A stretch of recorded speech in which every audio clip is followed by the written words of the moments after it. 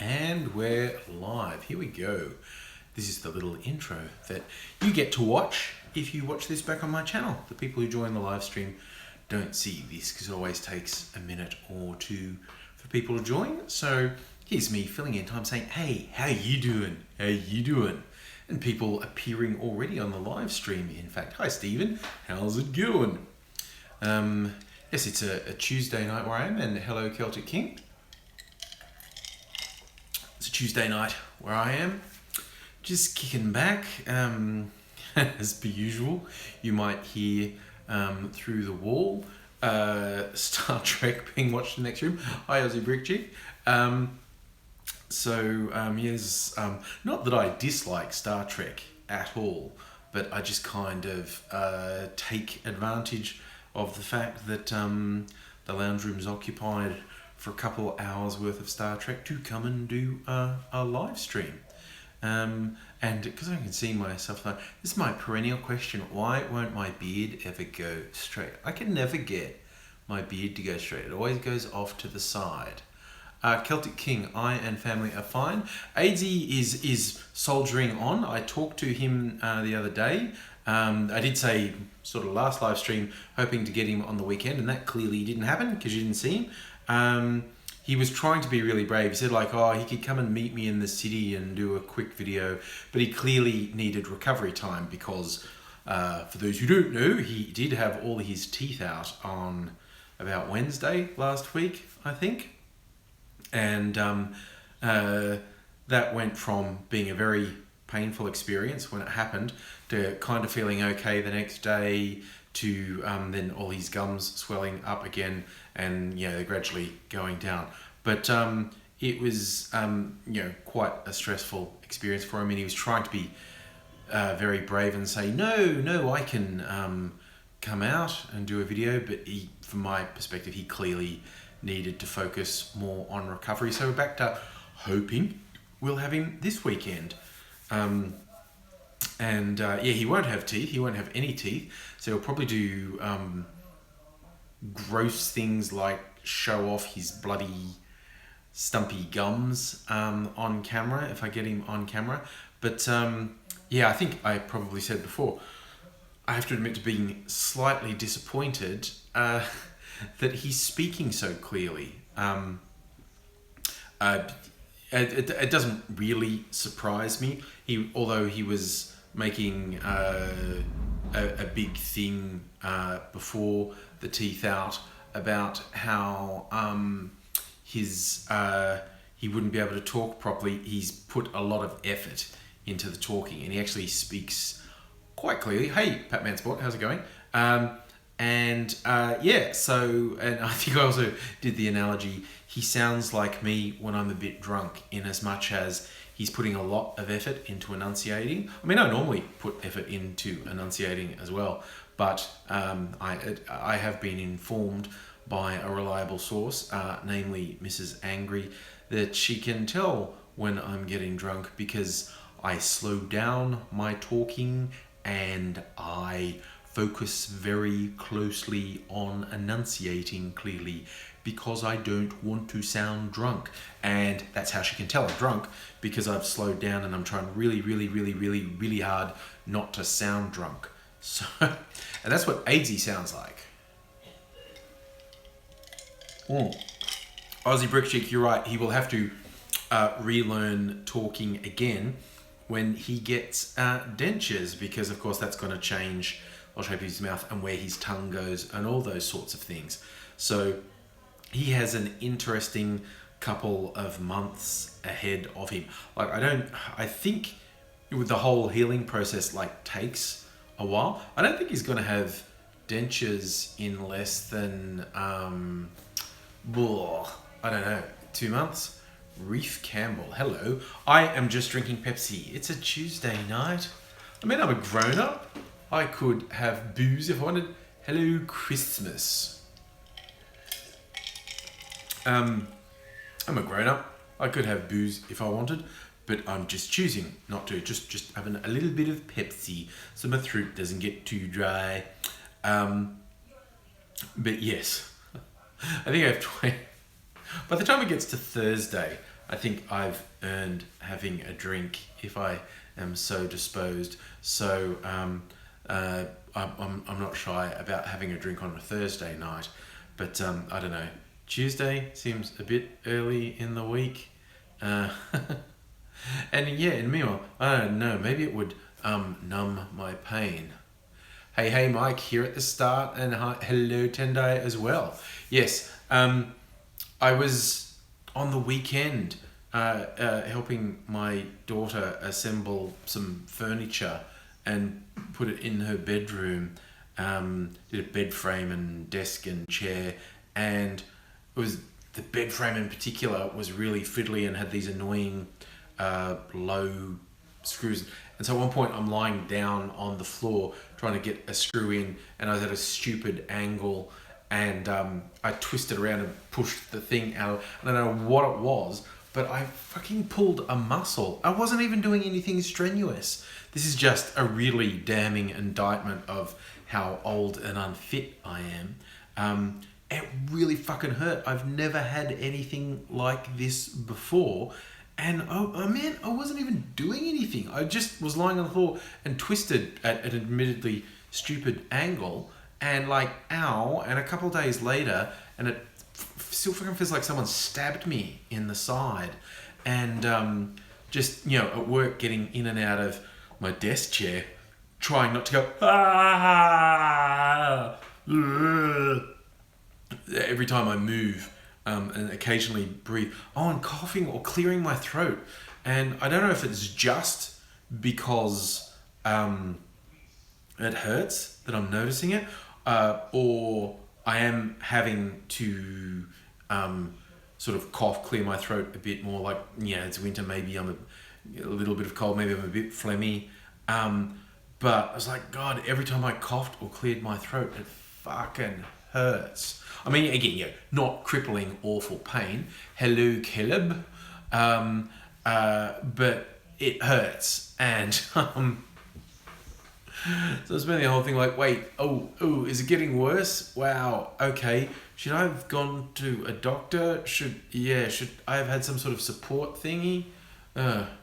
Trump's T4799. Yes, that was a funny thing that happened in the world today. Trump is thick as shit, and in a meeting with the president of Panama, all he could think of to say was, "Wow, we did good on the Panama Canal, didn't we?" And the Panamanian dude actually said, "Yeah, 100 years ago." Okay, it's like, shut up, dickhead. Like it really is. Like, world leaders have just decided Trump is a fucking idiot, and they're not that keen on putting up with him.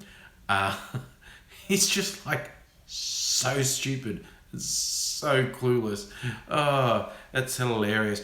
Who would have thought we'd be thinking about the good old days when Bush II was what we thought was the worst president? Like, well, at least Bush II wasn't straight out malicious. At least not compared to Trump. He might have seemed it at the time, but in retrospect, not so much.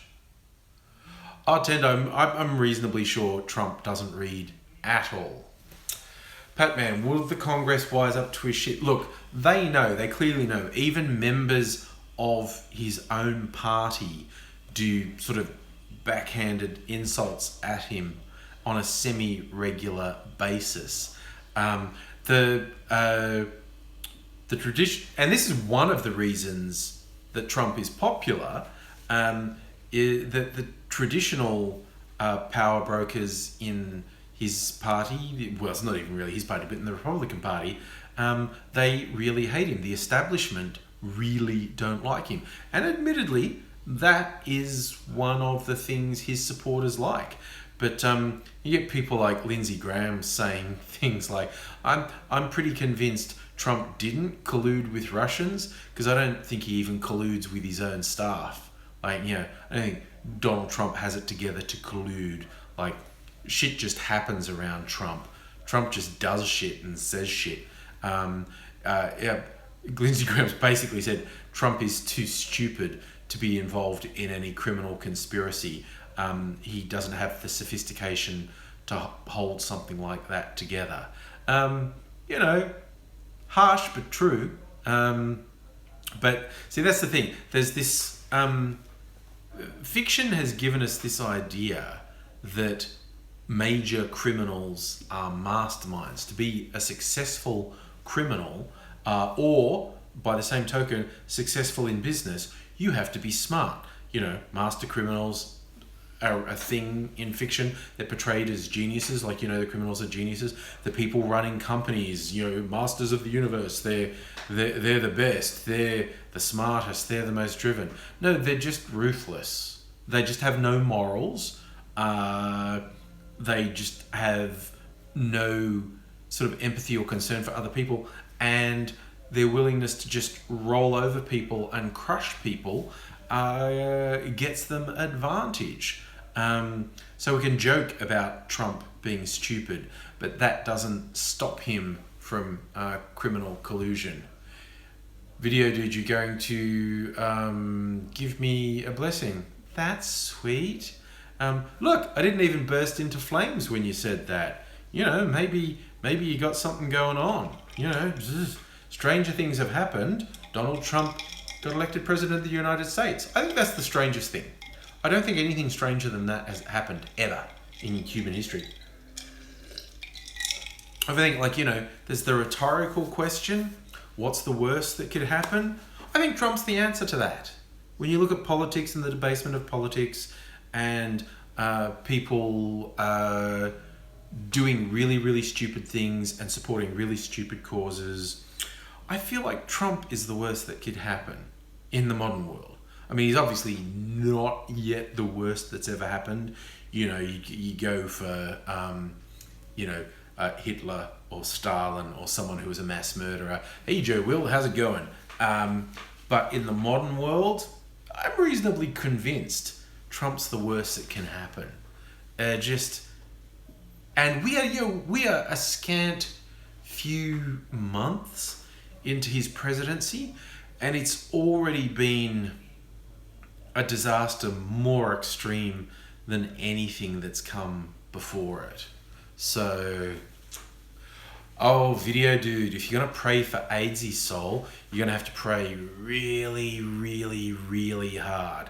Like, you're pushing shit uphill trying to save my soul, but seriously, AngryAussie's soul, you know, he's down there in the shadows with the nameless ones slaughtering goats on a full moon.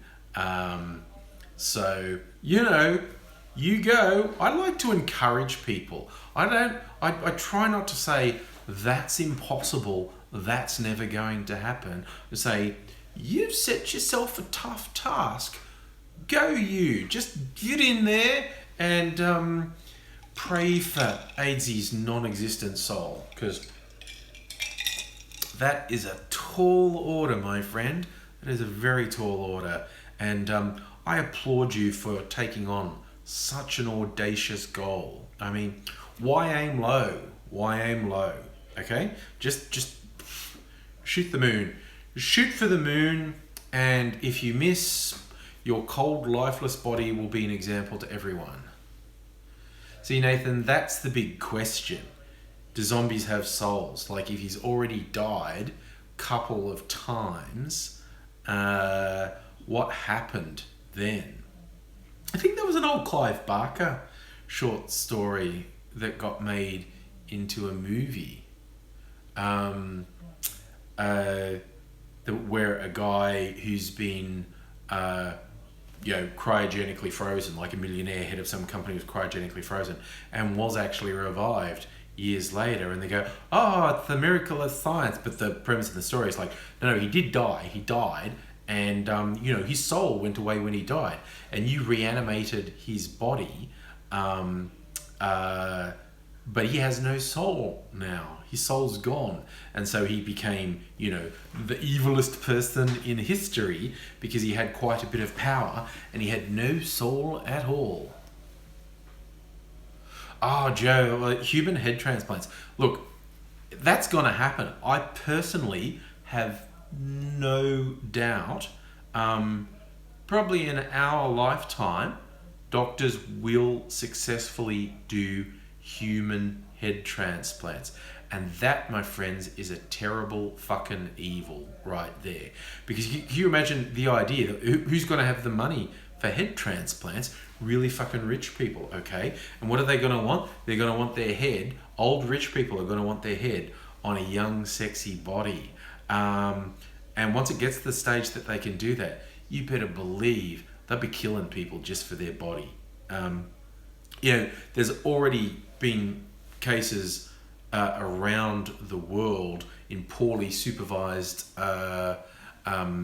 medical environs that poor people have been either tricked into having their organs removed or have been kidnapped and had their organs removed and sold to rich people. The head transplant would be a great evil, quite honestly, because there is no doubt whatsoever in my mind that people would be murdered for their bodies. So, I mean, I'm call me cynical, but rich people fucking people over.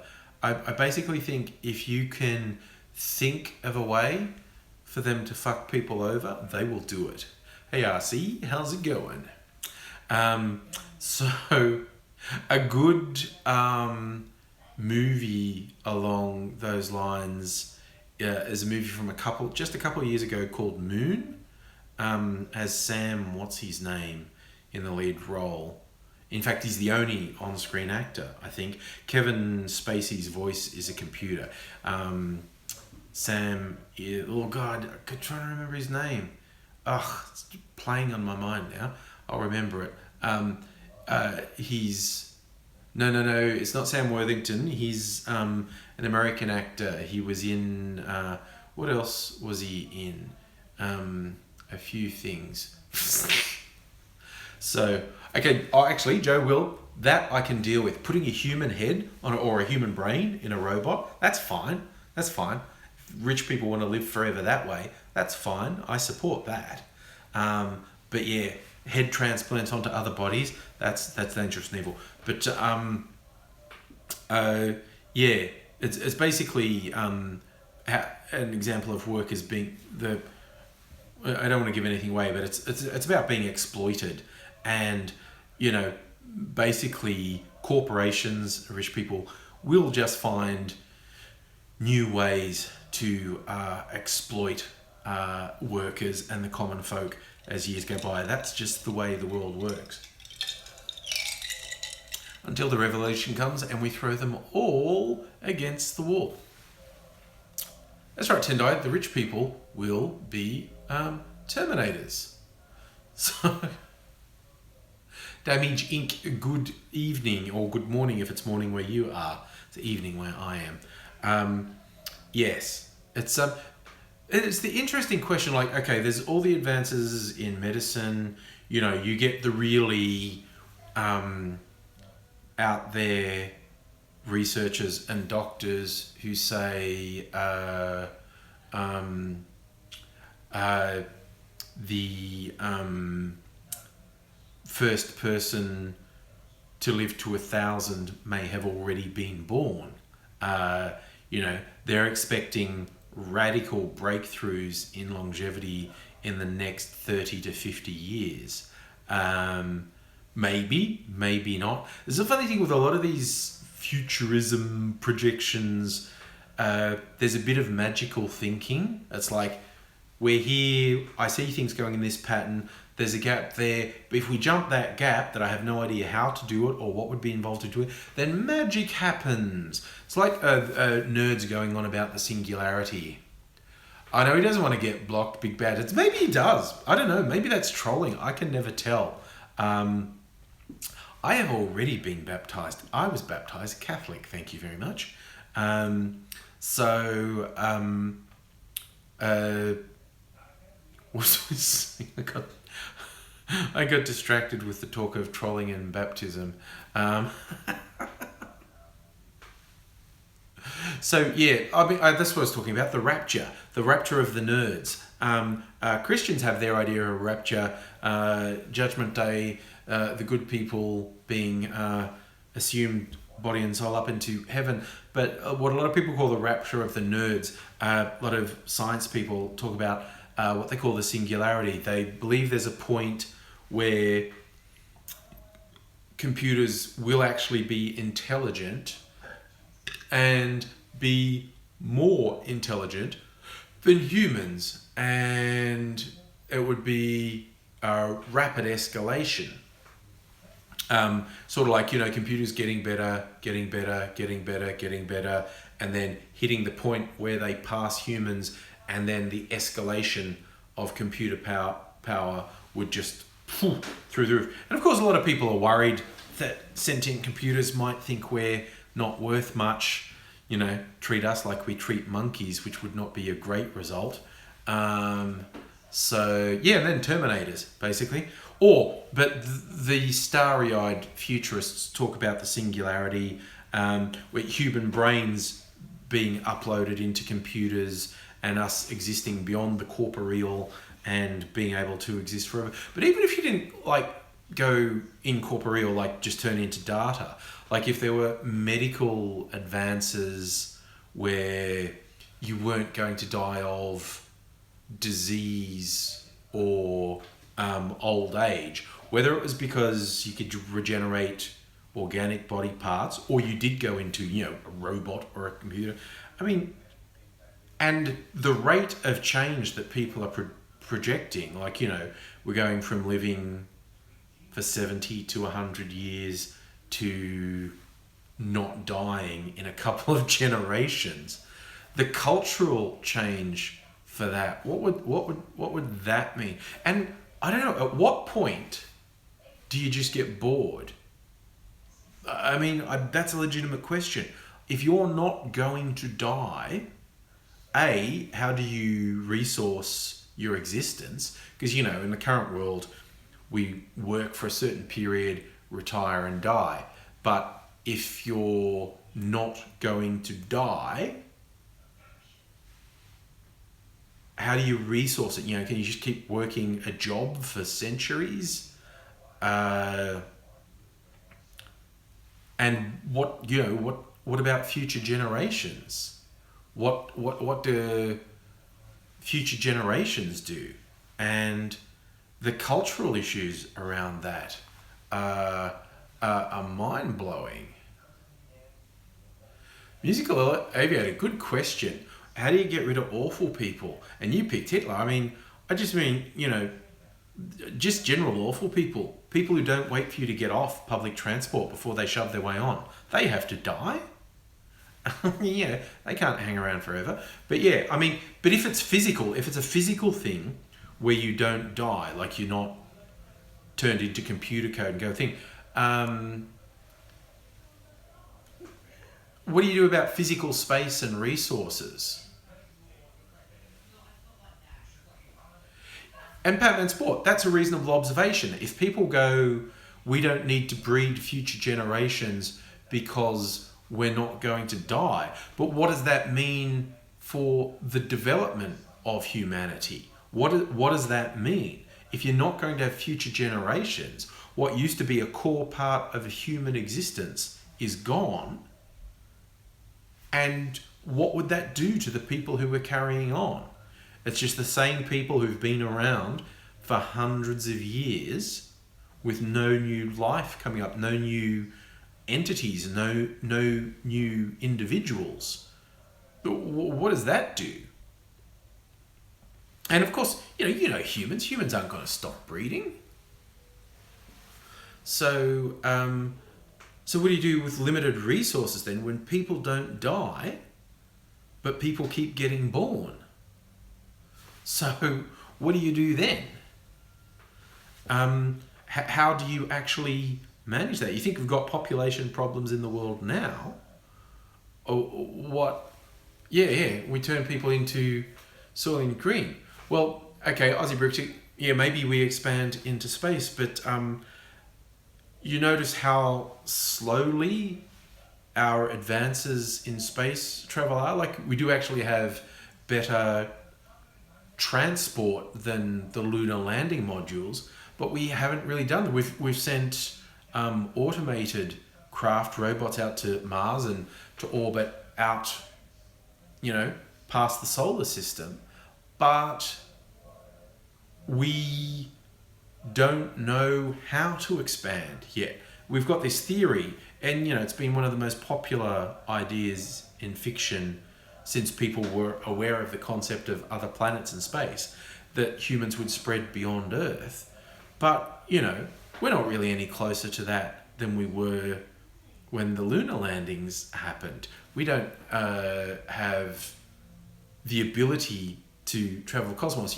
Science fiction conveniently invents hyperspace and wormholes to do faster than light travel, because we probably wouldn't survive a space journey without faster than light travel. Even if you built some huge arc that was going to be a multi-generational thing, spend a few centuries plying the stars to find another planet. How weird would that be? Because you'd be cut off from who you left behind. So how do you maintain order on a ship like that? Is it a military dictatorship? It would virtually have to be. How do you keep going? Musical Earth, that would be another thing. Actually, you raise a good point. If we don't solve faster than light travel, but we do solve longevity, as in people don't die, well, then that's how you do it. You go on your spaceship and you just go. You journey for hundreds of years. Maybe you do go in, if we also perfect some sort of cryogenic suspension, you go into suspension for centuries and then wake up. There's a fun writer called Cory Doctorow. He writes for a website called Boing Boing, but he also writes his speculative fiction. He writes some good young adult novels. He writes some good adult novels. And he had one, he's had a couple that he's talked about a post-scarcity future. It's basically this singularity idea. You have matter creators. Basically, technology advances to the point where you can create anything you need with machines, including food and any other resources you need.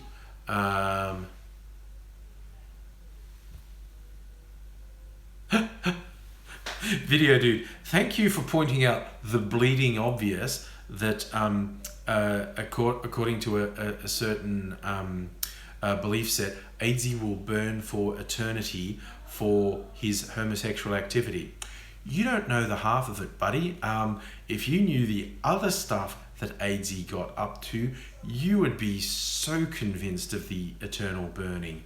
I'm not gonna give it all away. I'm just going to give hints like black magic and profane sexual practices. That's just a hint. So, but yes, in Cory Doctorow's books, he talks about the a post-scarcity future and what that would mean. And it's basically where you die. You back up your memory, who you are, your personality on a regular basis. So if something happens to your body, you just grow a new... No, he's not into bestiality. You can settle down there. He's only into all sorts of weird stuff with humans. You just grow a new body, and you don't have to grow the same body. You can grow even something that doesn't really look all that human if you're a creative type. But yeah, what does that mean? Oh, Megaleech, with Aidsy and dead people, he's the dead people. He's interaction with dead people, that's just Aidsy. He's the dead one. So, yeah. So, if you don't die, if you don't need to work, what happens after that? See, you're right. Aidsy was in Australia. My God, I saw one of those old 70s Ozploitation sex and titillation films not that long ago. Like, I was flipping channels on Foxtel, and it might have been on their World Movies channel. It was this 70s Australian documentary about weird sexual activity that you might know about. And it was fucking awesome to watch, just to see what they made in this movie in the 70s and all the things people were up to. And my favourite thing is I was just watching it and they're showing about the people doing the swingers parties and the people doing this and the people doing that. I'm going, that's someone's grandma. and it's just like, yep. That's someone's grandma doing that stuff there. My God. Could you imagine stumbling across into it?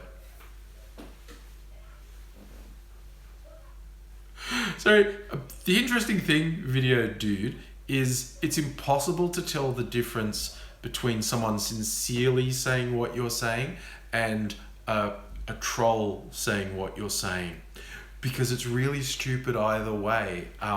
And I just find it funny either way. But,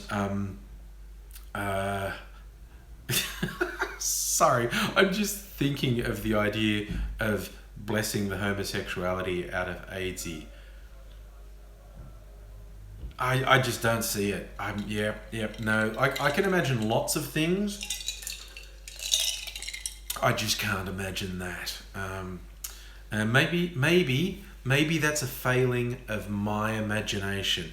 Good, you're serious. Okay, seriously deluded. That's cool. So, yes. That's there's climb every mountain. Poof patches. Oh my God. A Bengalich, what keeps AIDSy alive? Yes, the thought of getting some raunchy action happening is what keeps AIDSy going, most definitely. Oh dear.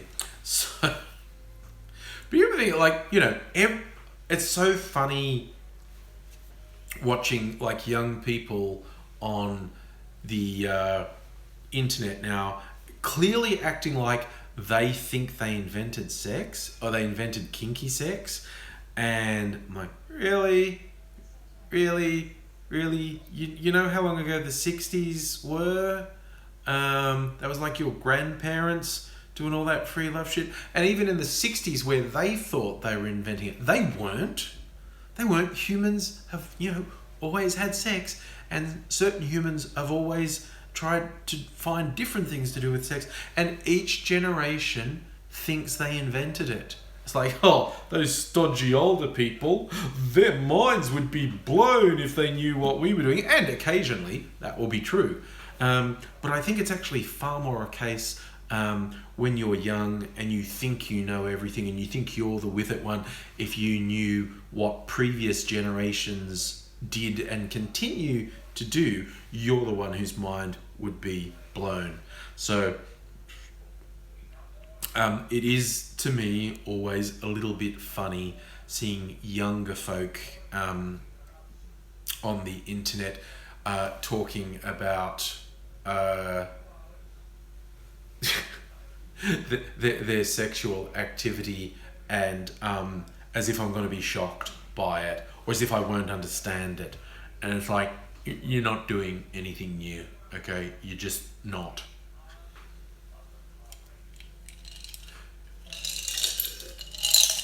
Oh.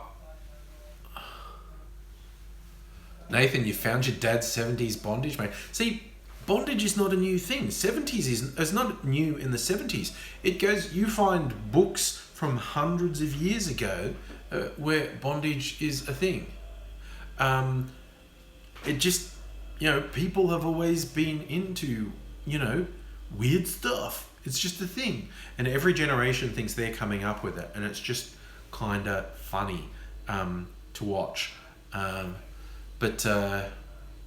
Aussie Brick Chick talking about the Miracle Day series of Torchwood, where it's like, people didn't die, but they didn't stay healthy, and they weren't perpetually young. A long life is kind of shit without being vibrant and being active.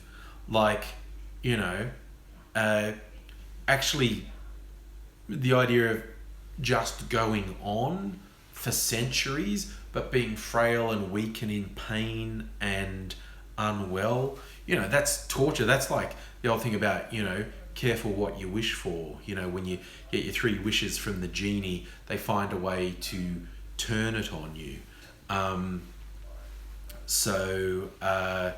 It's...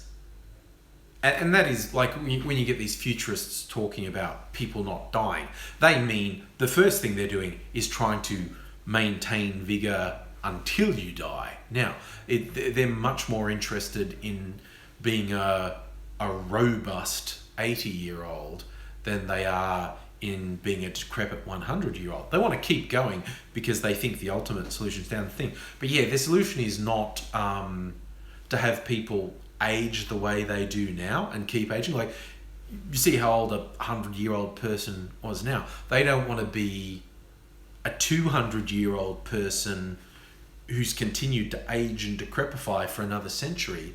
They want to be vibrant and healthy. Absolutely, Aussie Brick Chick. Anyone working in aged care would know quality of life is really important.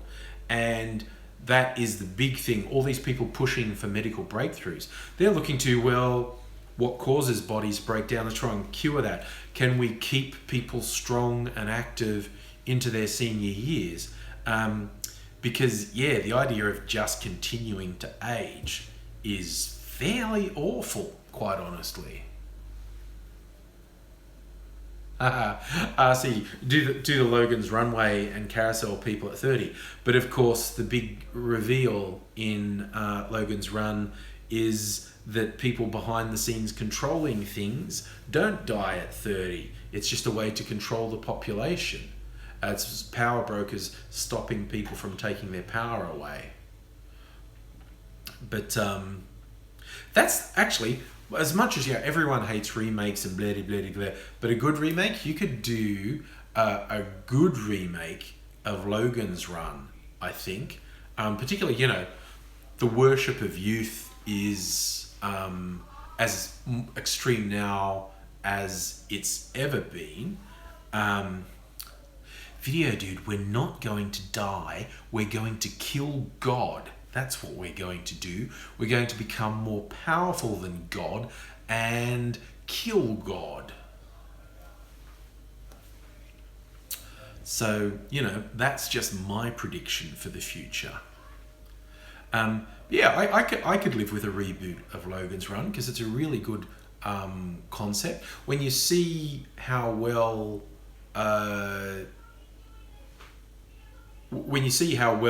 good remakes have been done, like, I haven't seen American Gods yet. I don't subscribe to the thing where you see it. I'm thinking of doing that.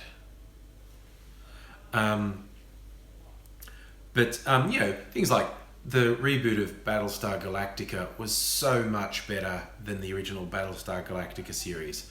The remake of Westworld was really good. Like, took the simple ideas that were in the Westworld movie and really ran with them, really extrapolated. Like, because you really set up like, well, what's Westworld? Westworld is the robots who were there for our pleasure go crazy and kill the humans. So that's what you kept waiting for in the Westworld TV show. And it just kept subverting that expectation. It's like, what do people really want? And the central character, the old version of whom was played by Ed... oh God, I keep forgetting actors' names now. But anyway, the guy who was, the cowboy in black, the old guy, what he ultimately wanted was to be in danger from the robots. He'd spent decades going to the theme park and indulging his every fantasy. Ed Harris, thank you, RC. He'd spent decades indulging his every fantasy, and in the end, the fantasy that he really wanted was to actually be in danger from the robots, to be at risk of being hurt or killed by the robots. That was his ultimate fantasy. So it was really interesting. And my favourite thing, I saw someone sort of deconstruct it quite well in an analysis of Westworld, because they messed with you in that, you know, you don't care as much about the artificial people and you're really into the story of the people working the thing. And then there's the big switcheroo when someone you think was human is actually synthetic. And it's like, oh, but that's stupid. Now I don't care about any of them because of that. But that was like the central message of the show. When you make these judgments about that character is worth caring about, that character isn't worth caring about, you're making bad judgments. It's like making that judgment about people. And so Westworld ended up really exploring these ideas of the value of life. Fun fact about Yahweh, Video Dude.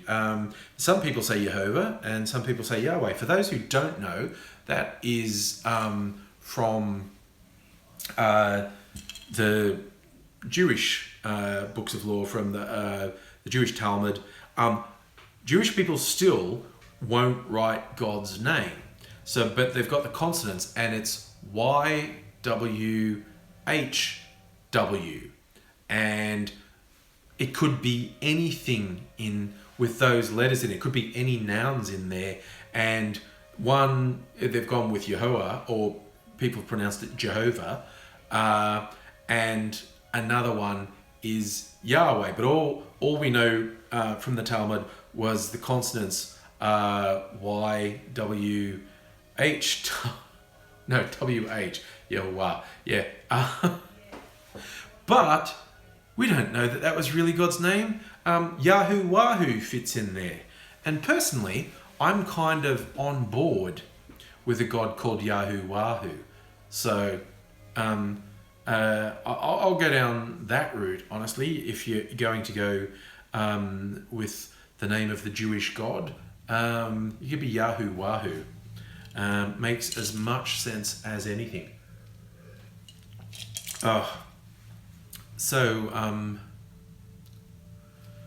RC, using a wicker man. I've got one in my Simpsons game. I don't know if anyone else wastes time. Like mobile app, this called Simpsons Tapped Out. It's you know how Farmville was, you build a farm. You know, you do bit by bit. You have to do all these little tasks and build it up. This is that, except it's the Simpsons world. It's little Simpsons animations, and you build up a new Springfield. And I've been playing it for literally years. My Springfield's pretty good. See, Pac-Man Sport, I think you getting bored with it is normal. I think me continuing to play it is odd. But I do. I've invested. See, Nathan, I almost never spend money on it. So I'm just really patient.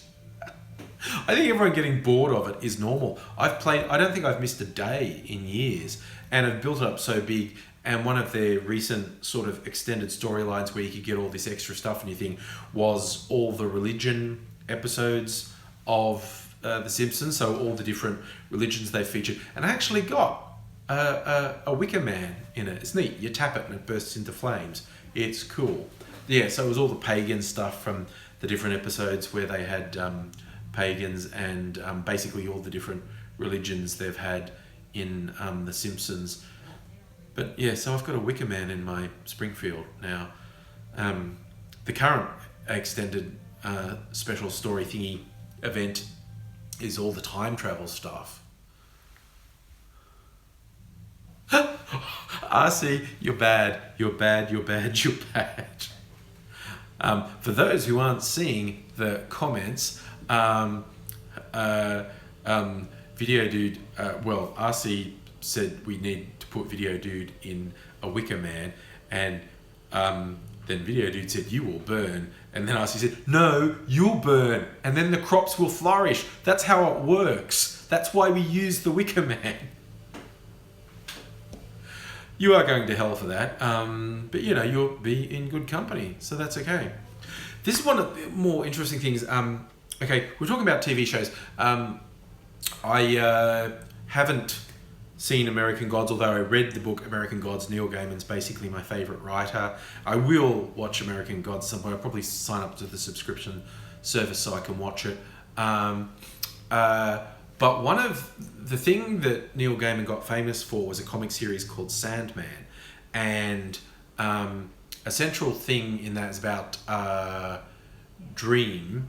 Well, it's about basically the Sandman is the Lord of Dreams. He creates all your dreams. He owns the dream realm and all your things. But there's a central thing in this with religions, in as much as anything, and this is in American Gods, anything that anyone has believed exists because the act of belief makes it real.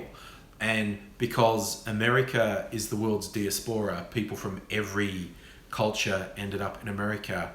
There were believers of hundreds of gods, and so physical manifestations of these gods walk the earth with varying degrees of power, depending how many followers they have or how long ago their last follower died. And this happens in Sandman 2, and there's more than one adventure in hell.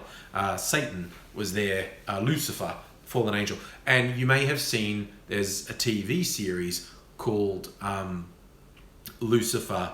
It's sort of light drama.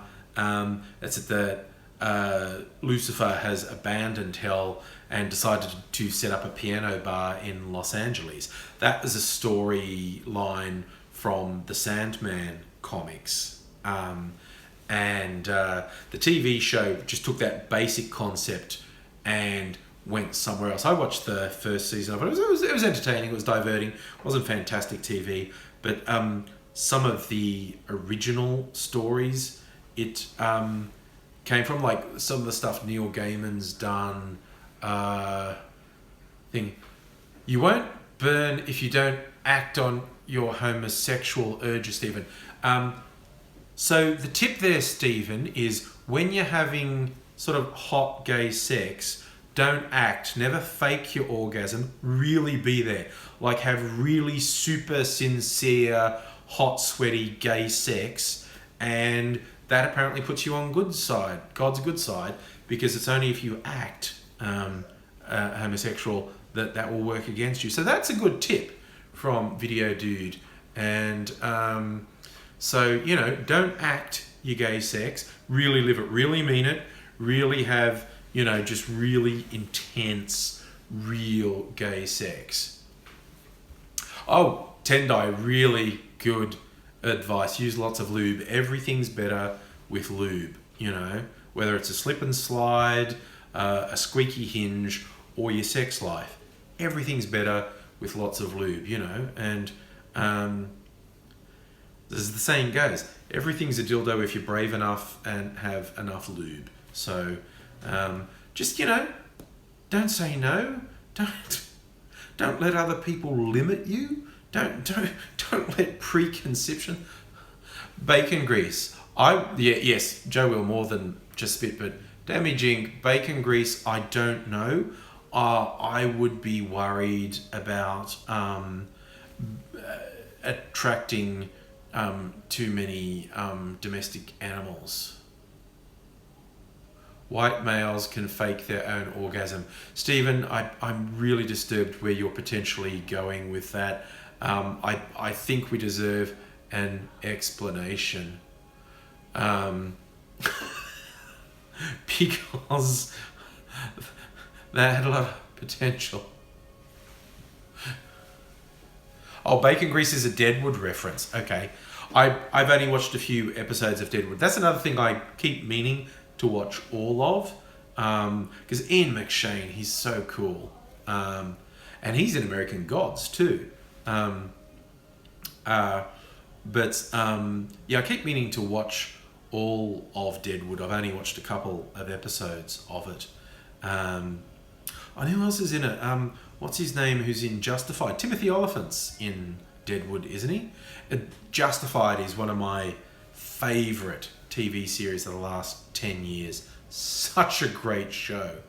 And and just setting it in a place where TV's not often set, like in a rural mining town, and just dealing with the lives of people, in the deep south without being condescending. I mean, okay, there were some very funny, very stupid characters in Justified, but there's also some of the best characters ever in a TV show, basically, both the good guys and the bad guys. There were some just brilliant characters in that show. But Raylan Givens, the lawman in Justified. That is an awesome show if you've never watched it.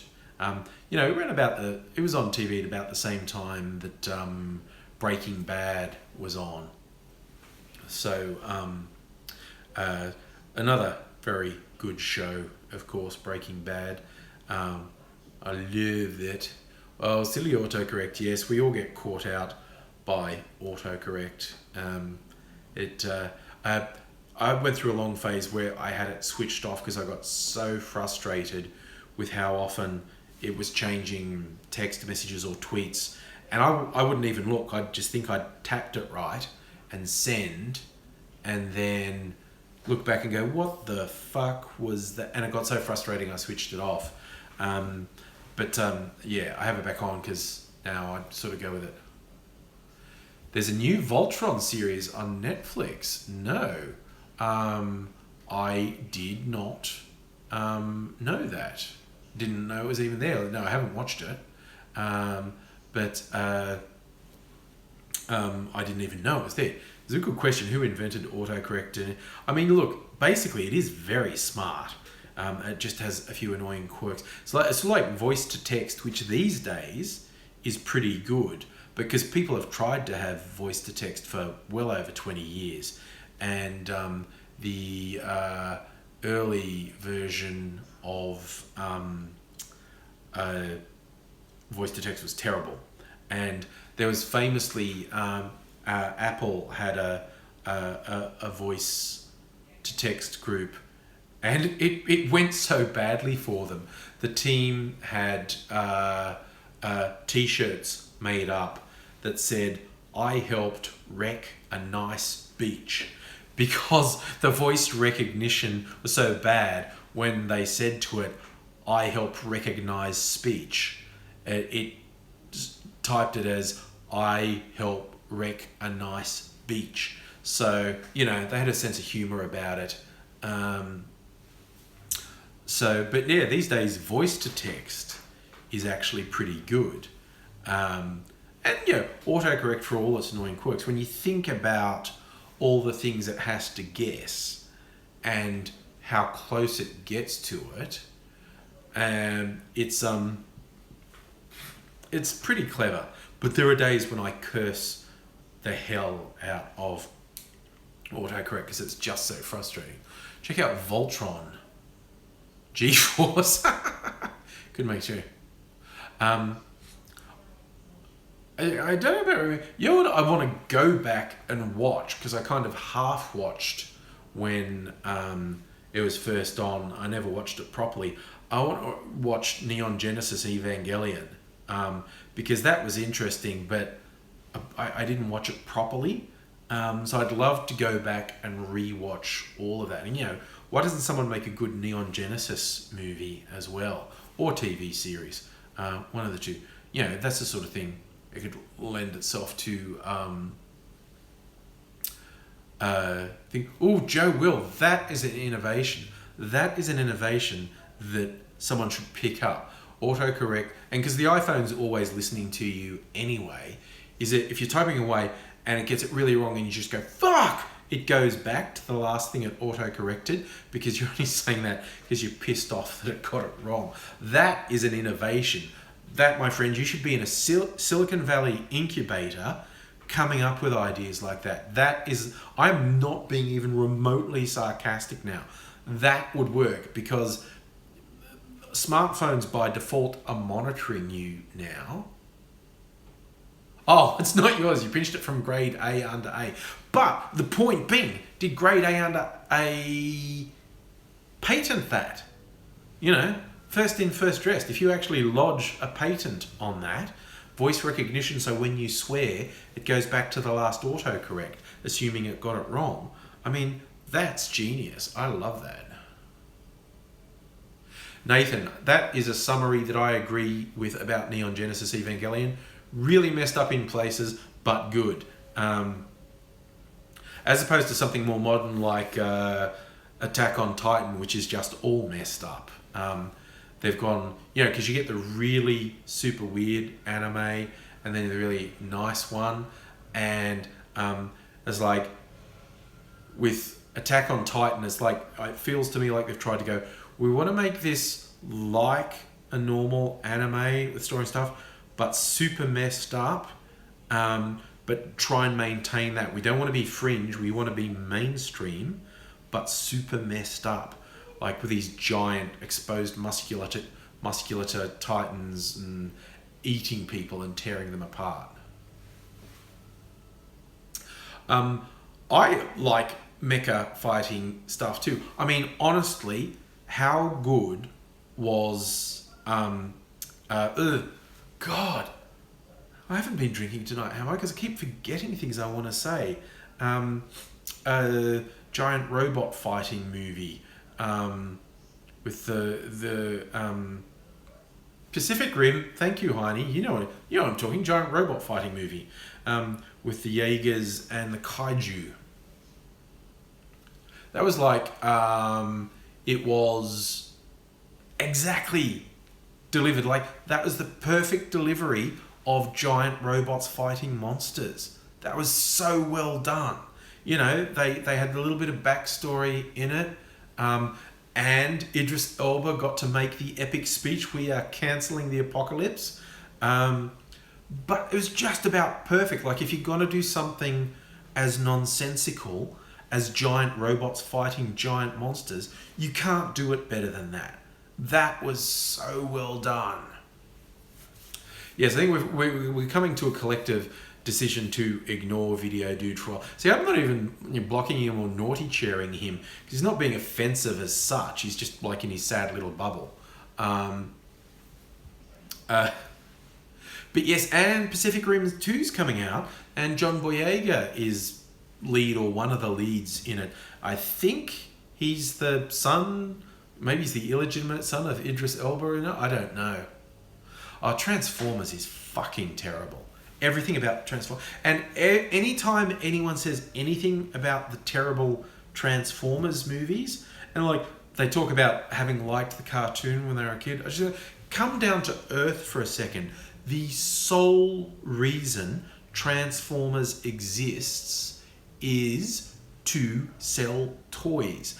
The central premise of Transformers, these sentient robots that transform into Earth-type vehicles, is fucking stupid. It's intelligence insulting even for 5-year-olds, but it's for cool toys. But the idea that you're trying to construct some sort of coherent story, it's a lost fucking cause, because it's stupid. It's just mind-numbingly stupid. It's absolutely pathetically ridiculous. And so anyone worried about, oh, I feel like the movies are watching. No, the premise was fucking ridiculous. So I've got no time for Transformers, and I don't lose any sleep over how bad the movies are, because the original concept was just ridiculous trash designed to sell toys. It's literally about selling toys. That's what it does well in it's what it does well in China. They like the robots.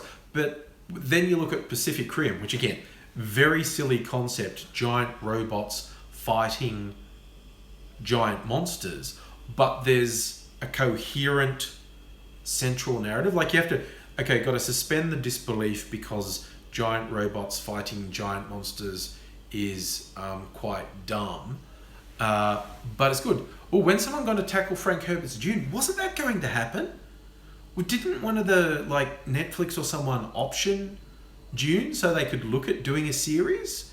Because obviously there's all the books. There's the one good one and the two okay sequels, and then a whole bunch of flogging a dead horse ones. But yeah, they were looking. I thought I read that someone had optioned Dune to make a new TV series. You know, one of those decent quality. The Expanse is good, is it? I haven't seen that either. So RC and Megaleech are both concurring that The Expanse is good viewing. See, there's just so much that is good viewing that you can't watch it all. I mean, okay, Evil Hub, you're talking about watching Daredevil. I haven't watched any of the Marvel TV shows. And lots of people whose opinion I trust say, oh no, this one's great, this one's great, this one's great. I don't have the time to watch them, so I haven't watched any of them. And, you know, I want to watch Preacher.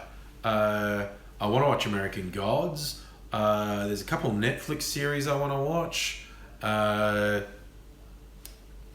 You know, the combination of work and doing stuff for YouTube means I can't watch hours and hours of TV every night. Evil Heart Preacher comes from a comic which I read in the 90s when it was released, which was called Preacher. So I was kind of excited when they turned it into a TV series, because there's it's not DC, it's Vertigo, which DC might own. It's you know, it's the edgy one. Yeah, it is DC owned Vertigo, because the Sandman was also a Vertigo comic, and he would occasionally put DC characters in it. Like I think Batman has a tiny cameo in one, and the Martian Manhunter is in one story. So yeah, Swamp Thing. So yeah, Vertigo is owned by DC, but that's its edgy adult imprint. Preacher was in Vertigo, and Sandman was in Vertigo.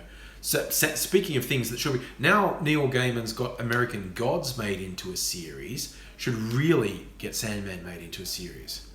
Oh, that's a good bow. Pop quiz. Favourite Star Wars character. Favourite Star Wars episode. Okay.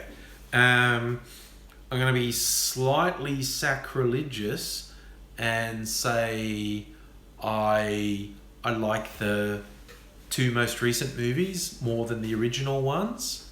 As in The Force Awakens and Rogue One. I like them both better than any of the original trilogy. You know, the prequels we won't even talk about. Favourite character? Thinking really hard, and he's got a bit of an unfair advantage because he was in multiple movies. It's a toss-up between Han Solo and Darth Vader, basically, for my favourite characters. And, you know, so my favourite good guy is Han Solo. My favourite bad guy is Darth Vader.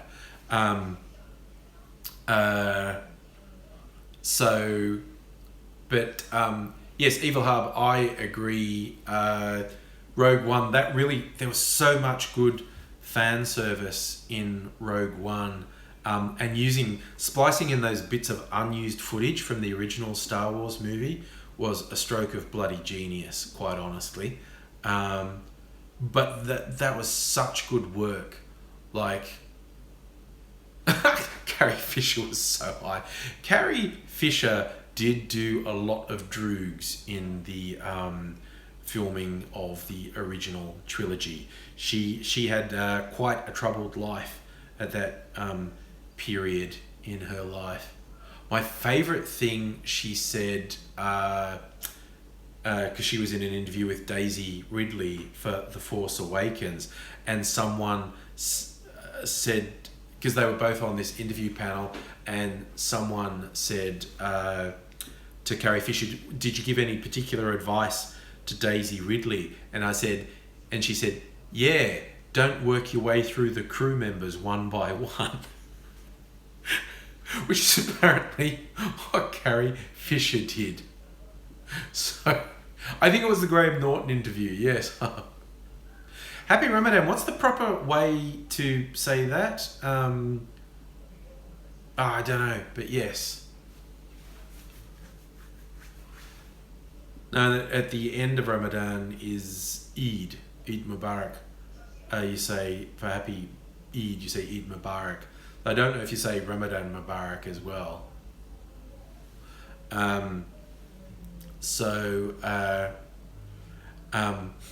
Yes. So Star Wars, my favourite character is probably Han Solo and or Darth Vader, and my favourite movie, I would have to rewatch both The Force Awakens and Rogue One to choose between them, because I like both of them better than the original ones. But oh my god, speaking about fan service, that awesome Darth Vader bit at the end of Rogue One, just cutting the rebels to pieces, trying to get the data back. That was so good. See you, Tendai. That was so cool.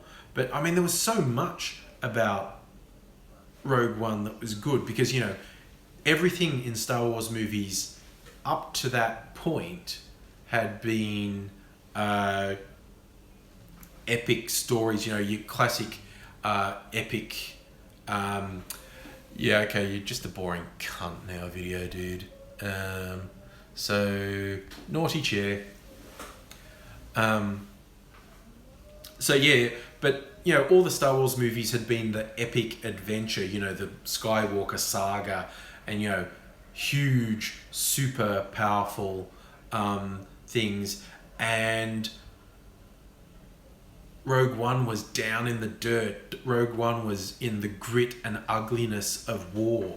I mean, you know, in the early bit when, you know, one of your heroes, one of your rebels, shoots the guy who is his informant, but who's injured and he's gonna get him caught, and he shoots his own informant, and that's a good guy. And then the ragtag group who go with Jen Erso to do the impossible to try and get the Death Star plans. These are all people who have been in the really ugly side of war. You can't fight a war without doing ugly stuff. If you're ever able to have an honest conversation with a veteran of any serious war, they're just like, you know, they just say there is stuff that we just don't tell people, because when your enemy does stuff that you think is bad, you do bad things in response. So they you know, get really ugly. So in Rogue One, where you had basically the broken people, the foot soldiers of the rebellion, people who'd seen awful things and been done awful things in response, and the idea that there were extremist rebels that the main rebellion thought were a bit too dodgy, you know, that was just so well done. And the Imperial pilot who defected with the message because he wanted to be redeemed, like he's seen what the Empire does and he's been part of evil, and he's been you know, Galen convinced him you can redeem yourself by doing that, and then he gets basically tortured by the rebel extremists, and he's a bit messed up from that point on. But like his death scene, that of all the, like, everyone goes about, oh, you know, when the Bearbot got shot, or when, you know, one with the Force is with me, you know, yeah, those were big moments. But the bit that got me, when Bodhi died, like he's been trapped, and he's going like, he's got a plan, you've got to get the power over there, you've got to do that, you've got to do that, you know, and the soldiers are out there dying to get this message out, and Bodhi's been dodging laser fire and he's got things connected up and the message is getting out and firefight going on all around him, and he runs back into his ship because that's the ship that they're going to escape about. That's the ship they're going to escape on. But there's a huge fight going on just outside, and one of the stormtroopers knows that's his enemy in the ship and just throws a grenade in, and Bodhi's just there and he just sees this grenade come in and he doesn't do anything. He doesn't dive for cover. He doesn't do it because he's just... And when that happened, all I thought about was Jen Erso's speech is, what we'll do, we'll take a chance and then another chance and then another and then another until all the chances are spent. And to me, at that point in Bodhi's eyes, I just saw him remembering that, and he's just gone, until all the chances are spent, that's mine, and just batunch, and it's over. That was the bit that affected me most in the movie. Hi, Toby. But it was all good. I mean, how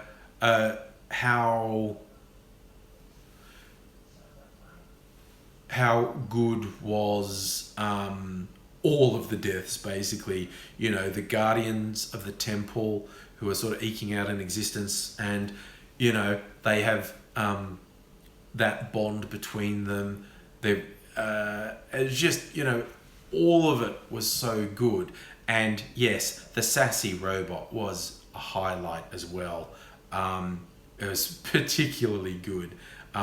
So yeah, I'm talking this up. It's sounding like Rogue One's my favourite, really. I have to rewatch The Force Awakens because I thought the structure of The Force Awakens was really good as well. It's kind of weird how much the Force Awakens was repeating things from the previous Star Wars movie. So, I mean, yeah, I mean, hopefully the next one, Last Jedi, doesn't have an equivalent of a Death Star in it, because that's just getting a bit repetitive. Alan Tudyk was the robot. Yes, no, my favourite droid is definitely K2 from Rogue One. He's just absolutely brilliant. Just his really world-weary, dismissive sassiness was so good. So he's like, he's C-3PO without the camp. He's... Force Awakens was intense. Like, the bond between the characters and everything. Force Awakens was great. And, oh my God, I was so glad I didn't have the spoiler, the big spoiler, before Force Awakens. So, that was a big surprise to me. And then I also couldn't believe that I'd never gotten that spoiler as well. Dexter from Perfect Match. There's a legendary robot. You're right, RC. Oh, Evil Hub. Well, I got the Rogue One Blu-ray, and it has the extra features. And it actually shows this is the actor who did the voice work and was the physical presence on set for Grand Moff Tarkin. I honestly believe they would have been better off not doing the CG stuff, because it fell squarely into the uncanny valley. The fact that they got it 99.9% right, that 0.1% really stood out. It's like, okay, you've got all these skin textures and twitches and whatnot, but it's still freaking me out.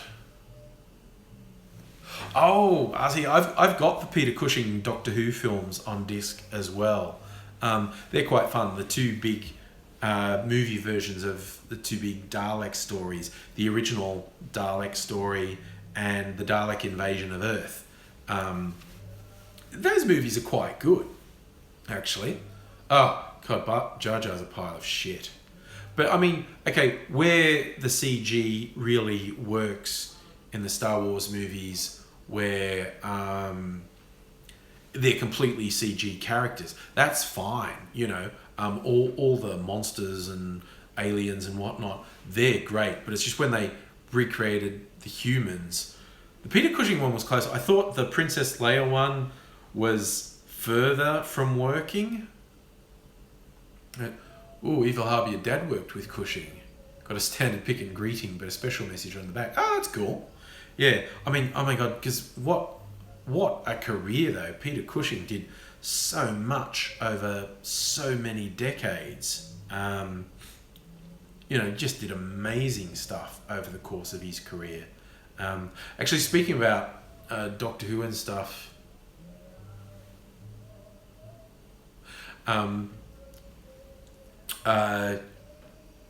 the original Doctor Who, William Hartnell, also had a very long career prior to Doctor Who. And I remember flicking around like a classics movie channel once, and the cast for the movie comes up and William Hartnell's in it.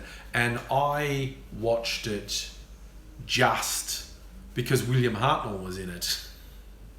It's like, oh, it's before he was Doctor Who, I've got to watch it. I think. Look, I got asked a question about Lacey Green giving people a platform. I don't watch Lacey Green, I never have, but I know basically what's going on, that she's trying to, be even-handed. I am not really into giving people a platform that I think are totally repellent. And certainly, outright neo-Nazis like Richard What's-His-Face. Yeah, it's just like... I would not give those people a platform. I don't believe that's censorship. I just believe it's like, you go off and do your thing, but Richard Spencer, I'm not going to give you any credibility or any platform. And when people do that, like I know from what I read, Lacey Green was actually dating this scumbag who's like an alt-right, anti-feminist, rape apologist garbage pile. So when people do things like that, one thing I go from that point is that is a person I can't trust. If someone is going, so, no, the red pill, that's fine. It's not biased. It's not hateful towards women. It's just showing another side. That to me, that's just a mental note, like, that person can't be trusted. So,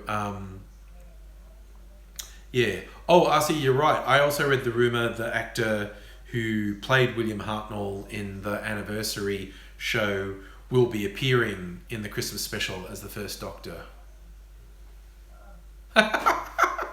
Sorry, that was a good question. What do I think about people who watch films like The Martian and think it's documentary? Look, I mean, bless their little hearts. But it also goes the other way. People who think Titanic is just a movie, that there was no real event where a big ship called the Titanic sank. People have blind spots. And when we see someone with a blind spot that we think is really obvious, of course we want to make fun of them. It's because you foolish person. But we all have blind spots. And I mean, I can't think, obviously because it's mine, I can't think of one off the top of my head. But I think we all would suffer things where like something that we think is either true or legitimate or whatnot, someone who knows better than us looks at us and go, what the fuck are you thinking? Why would you think that? That's a stupid thing to think. I think we all have blind spots like that. It's just a question of the degree to which you're willing to learn and listen. Oh, someone brought up, because that same actor who was played Doctor Who and was in Harry Potter and was Walder Frey in Game of Thrones. Oh my God, that was such a good payoff in the last season of Game of Thrones, when him and his family got offed, because it was kind of glossed over. The phrase betrayed the Starks because they didn't like him, but they didn't just betray them at the Red Wedding. They betrayed the most basic rules of that culture. If you bread and salt with them, they are bound to keep you safe. So it wasn't just betraying the Starks that was the problem. It was the fact that the Freys were the scum of the earth. They were absolutely untrustworthy, absolutely without honour. And also because they were helped by what's-his-face, who had the crazy pants adopted son, was the central thing. But it's like, something has to be done. Someone, no matter who, down the line is... the Boltons, that's right. Someone is going to have to wipe the Freys out because the position they put themselves in, they aren't acceptable anymore. They can never be trusted. They need to be wiped out. And oh my God, when young Stark in her disguise goes in and feeds Walder the pie made of his son and tells him just before she kills him, you know, I'm a Stark, I just want you to know that. Arya was like, oh, I'd been saying for years what has to happen to the Freys has to be really, really bad. They have to be wiped out. And my God, we waited a couple of years, but that was a hell of a payoff to have Arya Stark go in and avenge everyone and make Walder Frey eat a pie made of his sons. It's like, wow, okay, yep, that's a revenge a few years brewing, isn't it? I was always kind of upset that other people weren't as upset at the Freys. Going, no, they didn't just betray the Starks. They betrayed society, and so they couldn't be allowed to continue. They couldn't be allowed to be part of society because of what they betrayed. And the next thing was Walder Frey. Yes, so that was a pretty good payoff, and now we're in the final season. Oh God! And maybe something. Did the last book of Game of Thrones get published? I kind of thought that it was, but there would have been a bigger song and dance if it was. Oh yeah, Lady Stoneheart. That's the funny thing. Although a lot of people were upset that Lady Stoneheart wasn't in the show, they could easily bring her in. Is there one more season after this year? I thought this season was the final season. I'm more than prepared to be wrong in that. Yeah, I know the show's in front of the books, and also obviously the show diverged a reasonable amount for the books. So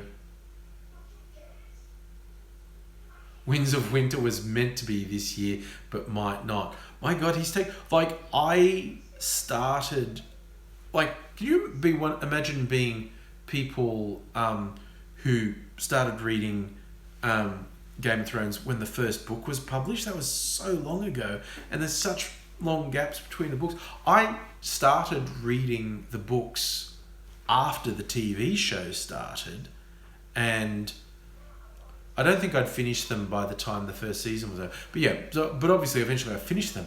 And so it's felt like a really long gap for me since the last book.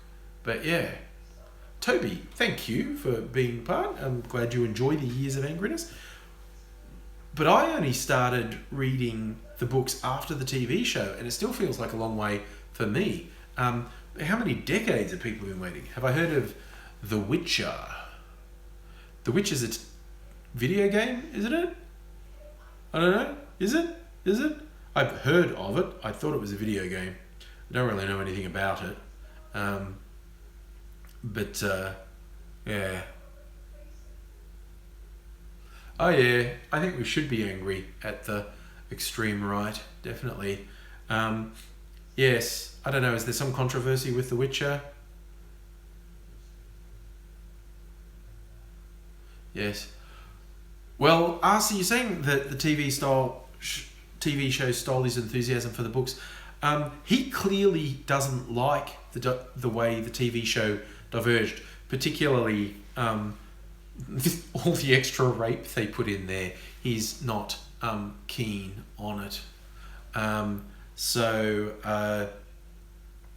because he's like at a proxy, like I think it was his agent made public statements that the TV show. Okay, I've got to say that video, dude, is one of the funniest things ever. For someone to spout the most brain dead, nothing to do with reality, religious shit to talk about the truth is just hilarious. And you're sad and you're going away forever because you wanted to. That you were trying to prod me into kicking you out, and I wouldn't. And it's just because you're sad. That person's just sad. Yeah, I never quite get people who want to be blocked from things. It's just sad. The complete lack of any meaning in their life. So this thing, with that trolling in the name of God be blasphemy, look, that person is the epitome. When you act that stupid, whether you're a troll or you're actually a stupid person, you can't actually tell the difference between the two. It's like the people who are alt-right that says, I'm doing this ironically. It's like, well, you're still doing it, okay? So that is who you are.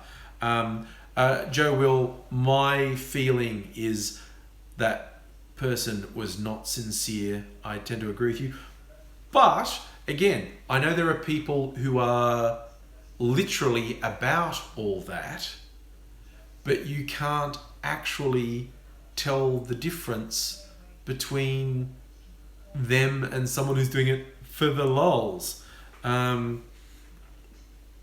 know I'll always go for the goat fucker analogy. It's like, if you called someone you don't like a goat fucker, and so to spite you, they sent you a video of them fucking a goat saying, see, I'm doing this ironically because you called me a goat fucker. I go, well, you may have thought you were doing it ironically, but you still fucked a goat. So, yeah, it's like, ironically saluting Hitler and wearing a swastika and spreading anti-Semitic messages. It's like, there is no difference between an ironic Nazi and an actual Nazi. There is no difference between someone who acts like an asshole online because they think it's funny to create this persona of being an asshole. There's no difference between them and someone who's just an asshole. The practical effect is the same, and it's the evidence of a sad, broken individual that would do stuff like that, because there's nothing good comes out of it. It's just like, I got everyone to hate me. It's awesome. I've been used to being ignored my whole life, but now these people know I exist. I know they know I exist because they hate me. Well, yes, Music Waiter, is there any difference between Red Simons acting like an arsehole on TV or Red Simons just being an arsehole in real life? When there's just a continuous line between the act and the reality, is there any difference between the two? I say no, really.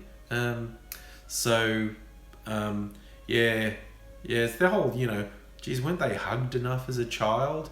Are they so desperate for attention they can't tell the difference between good attention and bad attention? Even just in terms of companies and products, when someone really fucks up and everyone hates them for fucking up, you get some people who go, but all publicity is good publicity. You've heard of them now, haven't you? I've heard they're a pack of assholes. How on earth is that good? Ugh. It's a question, how is Red Simon still a thing?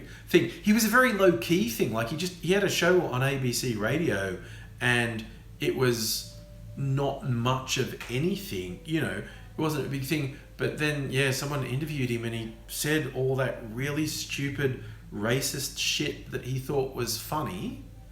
And yeah, I'm sure he tried to pass it off. And, no, they were jokes. They were jokes. And going, yeah, the real you came out pretty strongly there, actually. Yes, and R.I.P. Adam West, a bit of an icon that passed away.